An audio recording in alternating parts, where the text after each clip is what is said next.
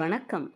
இந்த வீடியோவில் நம்ம பார்க்க போகிறது, இப்போ இருக்கிற இந்த மழை காலத்துக்கு எல்லாருக்குமே சளி, இருமல், தொண்டை வலின்ற அவஸ்தை வந்துக்கிட்டே தான் இருக்குது.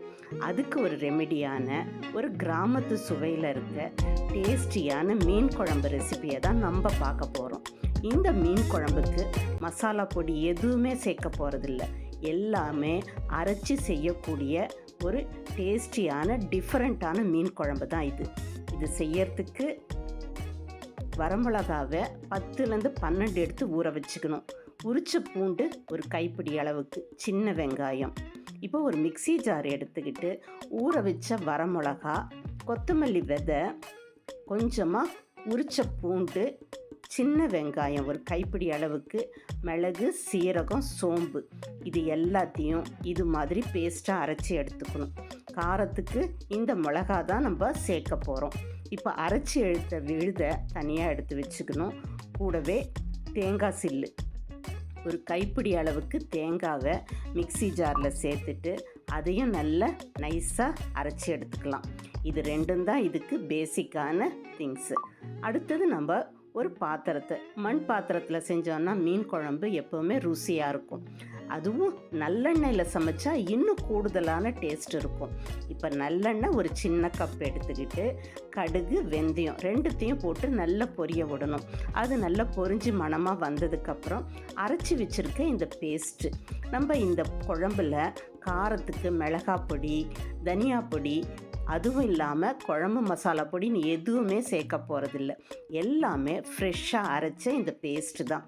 இப்போ இந்த வெங்காயம், பூண்டு, மிளகு, சீரகம், சோம்பு எல்லாம் சேர்த்து அரைச்ச இந்த பேஸ்ட்டை நல்லா ஊற்றிட்டு அதை எண்ணெயில் நல்லா வதக்கிட்டே இருக்கணும். அதோட பச்சை வாசனை சுத்தமாக போகிற அளவுக்கு கம்ப்ளீட்டாக வதக்கணும். ஒரு 2லேருந்து 3 நிமிஷம் வதக்கணும்னா அதில் இருக்க எண்ணெய் எல்லாம் பிரிஞ்சு வந்துடும். இந்த ஸ்டேஜில் தேவையான அளவுக்கு உப்பையும் சேர்த்துக்கிட்டு நல்லா வதக்கிடலாம். புளி இதுக்கு கொஞ்சமாக ஒரு நெல்லிக்காய் அளவுக்கு புளி எடுத்து அதை நல்லா கரைச்சி வடிகட்டி தனியாக எடுத்து வச்சுருங்க. இப்போ இது நல்லா வதங்கி வரட்டும். வதங்கி வந்ததுக்கப்புறம் புளிக்கரைச்சலை வடிகட்டி இதில் சேர்த்துற போகிறோம். புளிக்கரைச்சல் சேர்த்ததுக்கப்புறம் ஒரு 5லேருந்து 6 நிமிஷம் வரைக்கும் இது நல்லா கொதித்து கெட்டித்தன்மை வர்ற அளவுக்கு வெயிட் பண்ணணும். இந்த மீன் குழம்புக்கு நீங்கள் எந்த வகையான ஆற்று மீன் இல்லை எந்த மீன் வேணாலும் இதில் செய்யலாம். ஆனால் காரம், டேஸ்ட்டு எல்லாமே ரொம்ப சூப்பராக இருக்கும். அதே நேரத்தில் இந்த மீன் குழம்பு 2 நாள் வரைக்கும் வச்சிருந்தும் சாப்பிடலாம். அந்த அளவுக்கு தனி மணமோடவும் நிறத்தோடவும் சுவையோடவும் இருக்கும். இப்போ மீன் குழம்புக்கான கொதி வந்துடுச்சு. இது நல்லா கொதித்து பச்சை வாசனை போனதுக்கப்புறம் அரைச்சி வச்சுருக்க தேங்காய் விழுது சேர்த்தோன்னா அதோட டேஸ்ட்டு, புளிப்புத்தன்மை, காரம் எல்லாத்தையும் பேலன்ஸ் பண்ணி ஒரு ஈக்குவலைஸ் பண்ணிடும்.